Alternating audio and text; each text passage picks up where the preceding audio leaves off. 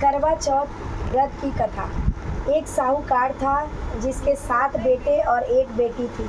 सातों भाई एवं बहन एक साथ बैठकर भोजन करते थे। एक दिन कार्तिक की चौथ का व्रत आया तो भाई बोला कि बहन आओ भोजन करें। बहन बोली कि आज करवा चौथ का व्रत है, चांद उगने पर ही खाऊंगी। तभी भाइयों ने सोचा कि चांद उगने तक बहन भूखी रहेगी, तो एक भाई ने दिया जलाया, दूसरे भाई ने चलनी से ढका,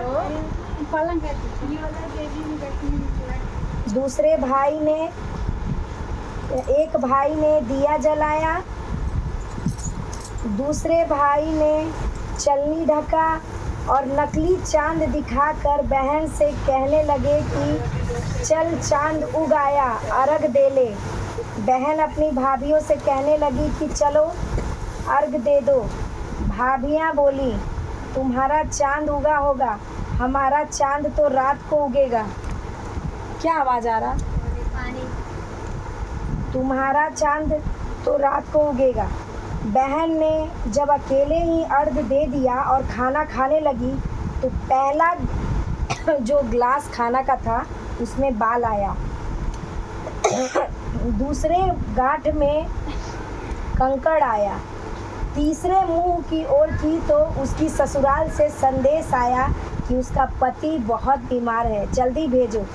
माँ ने तब लड़की को विदा किया और कहा कि रास्ते में जो भी मिले उसके पांव लगना और जो कोई सुहागन का आशीर्वाद दे उसके पल्ले में गांठ लगाकर उसके कुछ रुपए देना।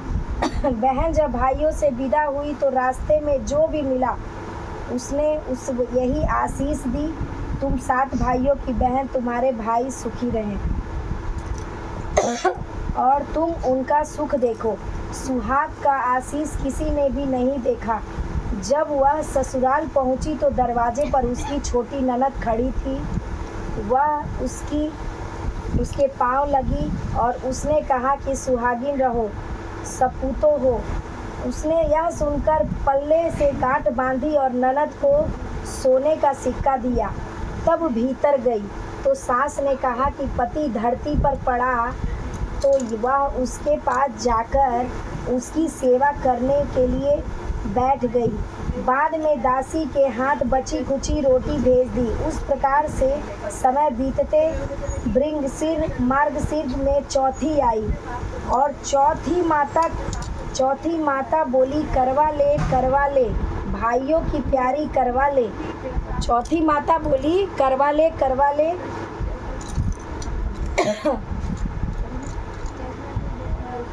भाइयों की प्यारी करवा ले। वह मेरी बड़ी बहन है, उसे ही सब कहना, वही तुम्हारा सुहाग वापस देगी। पौष की चौथ आकर चली गई, माघ भी चली गई, फागुन भी चली गई, चैत बैसाख जेठ आषाढ़ और सावन भादो सभी चौथे में आई और यही कहकर चली गई कि आगे वाली को कहना। आसीवन की चौथ आई, उसने बताया कि तुम पर कार्तिक की चौथ नाराज है, उसी से तुम्हारा सुहाग लिया है, वही वापस कर सकती है। वही आएगी तो पांव पकड़कर विनती करना। यह बताकर कि वह भी चली गई। जब कार्तिक की चौथ आई तो वह गुस्से में बोली भाइयों की प्यारी करवा ले, दिन में चांद उगानी है करवा ले, व्रत अखंड करने वाली करवा ले, भूखी करवा ले। तो यह सुनकर वह चौथ माता को देखकर उसके पांव पकड़कर गिड़गिड़ाने लगी, हे चौथ माता, मेरा सुहाग तुम्हारे हाथों में है, आप ही मुझे सुहागिन करें। तो माता बोली पापीन हत्यारीन, मेरे पांव पकड़कर क्यों बैठ गई?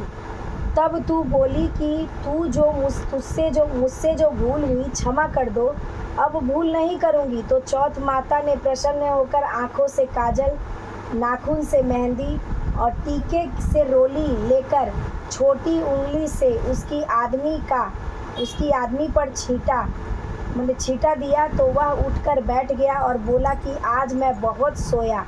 वह बोली, क्या सोए?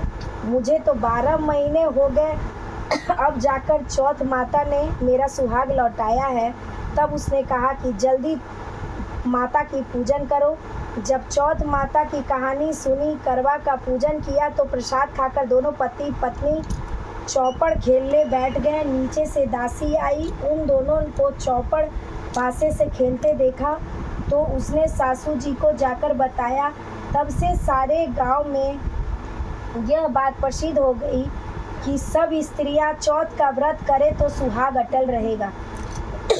जिस तरह साहूकार की बेटी का सुहाग दिया, उसी तरह से चौथ माता सबको सुहागिन रखे।